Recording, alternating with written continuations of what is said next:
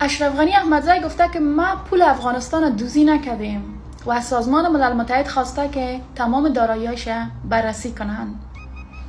ما میخوایم برش بگوییم که جناب اشرف غنی احمدزی، ای کاش پول افغانستان دوزی میکردی، کاش زمرد پنشیر دوزی میکردی، لاجورد بدخشانه مثل لوگره، طلای باختره با خود دوزی میکردی و میبردی. اما لعنتی تو خود آبروی افغانستان دوزی کردی، تو خود تاریخ افغانستان بردی، ترقی، پیشرفت، تحصیل، همه چیز مردم افغانستان با خودت گرفتی و رفتی، حتی لبخند مردم ازش دوزی کردی.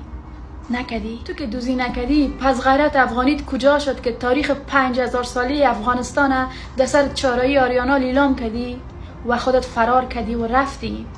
فیض‌حمید با 50000 بیسواد پنجابیش آمد و تاریخ افغانستان تاراج کرد. نکرد؟ بعد از فرار تو نه هویت داریم، نه هویت، نه هنر، نه هنرمند، نه نان، نه کار، نه خبرنگار، نه روزگار، نه لبخند. کاش که پول دوزی میکردی، کاش که پول با خود میبردی، اما تو آبروی افغانستان با خود بردی. نبردی.